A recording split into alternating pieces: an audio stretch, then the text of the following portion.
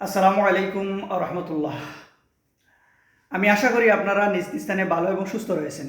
এখন যেহেতু আমের সিজন, অর্থাৎ আম বা কাঁঠাল, এই দুটি ফল এই সিজনে পাওয়া যায়। আমরা কম বেশি সবাই এই ফল খেতে ভালোবাসি, কিন্তু যে সমস্ত ভাইদের বা বোনদের ব্লাড সুগার রয়েছে তারা আসলে ইচ্ছে করলেও আম খেতে পারেন না। আমি তাদের জন্য আজকে এই ভিডিওটা নিয়ে আসছি। আপনারা ইচ্ছে মতো আম খেতে পারবেন ইনশাল্লাহ, যদি আমার কিছু ফর্মুলা অবলম্বন করেন। সেটা হলো, যেহেতু আম খেলে ব্লাড সুগার বেড়ে যায়, সেই জন্য আমি আপনাদের যে পদ্ধতিটা বলবো, যদি আপনারা হুবহু সেই পদ্ধতিটা গ্রহণ করেন তাহলে আশা করা যায় ভালো একটা কাজ দিবে। প্রথম যে বিষয় হলো, আপনি যদি আম খেতে চান তাহলে অবশ্যই সময়টা নির্ধারণ করবেন সকালবেলা। দ্বিতীয় যে বিষয় হলো, সকালবেলা ঘুম থেকে উঠার পরেই আপনি মিনিমাম 30 থেকে 50 মিনিট এক্সারসাইজ করে নেবেন। সেটা হতে পারে দৌড়, সেটা হতে পারে হাঁটা, অথবা অন্য কোনো ব্যায়াম, ঘরে অথবা ঘরের বাইরে। তারপরে যে জিনিসটা করতে হবে, আপনি পরিমাণ মতো, এই যে যেমন আমার হাতে রয়েছে আম, দেখেন, পরিমাণ মতো আম যতটুকু খেতে পারবেন। আসলে বেশি তো কোনো কিছু খাওয়া ঠিক না, শুধু ডায়াবেটিস না, সুস্থ মানুষের ক্ষেত্রে। তো পরিমাণ মতো আম নিয়ে নেবেন, 4 টুকরো হোক 5 টুকরো হোক, এরকম একটা বাটিতে। পাশাপাশি আপনি হাফ গ্লাস দুধ নেবেন একটা গ্লাসের মধ্যে, এবং একটি সবজি খুবই কমন এবং দামেও সস্তা, সেটা হচ্ছে দেড়েশ। মাত্র 2 থেকে 3 পিস দেড়েশ হাফ সিদ্ধ অথবা ফুল সিদ্ধ করে নেবেন। যদি কোনো কারণে দেড়েশ না পান তাহলে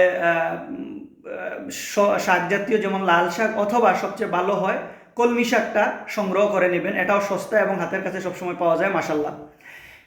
হাফ সিদ্ধ বা ফুল সিদ্ধ করে নেবেন, মাত্র 3 থেকে 4 চামচ বা কলমি শাক। আর যেহেতু আমার ডায়াবেটিসের খুব সমস্যা নাই, সেই জন্য আমি আসলে দেড়েশ বা কলমি শাক দুটি সংগ্রহ করার প্রয়োজন পড়ে নাই। তবে সুস্থ হন আর অসুস্থ হন, আপনি কিন্তু এক্সারসাইজটা করবেন নিবেন, তাহলে ভালো রেজাল্ট পাবেন ইনশাল্লাহ। প্রথমে আপনি 2 থেকে 3 পিস দেড়েশ আপনি খেয়ে নেবেন। তারপরে আপনার যতটুকু পরিমাণ এই আম রয়েছে, 4 টুকরো হোক 5 টুকরো হোক, খেয়ে নেবেন। এরপরে হাফ গ্লাস বা 1 গ্লাস দুধ গ্রহণ করে নেবেন। এর কারণ হলো, আমরা যদি সরাসরি আম গ্রহণ করি তাহলে অনেক সময় ডায়াবেটিস রোগীদের ব্লাড সুগার দ্রুত বেড়ে যেতে পারে। কিন্তু আপনি যদি সাথে জটিল খাবার গ্রহণ করে থাকেন, কার্বোহাইড্রেট বা প্রোটিন জাতীয় খাবার, তখন কিন্তু আপনার ব্লাড সুগারটা এত দ্রুত বাড়ে না।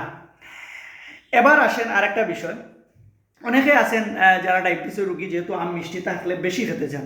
যদি আপনি পরিমাণের চেয়ে একটু বেশি খেতে চান, আমি আগেই বলছি সুস্থ হন আর অসুস্থ হন, পরিমাণের বেশি খাওয়া ঠিক না।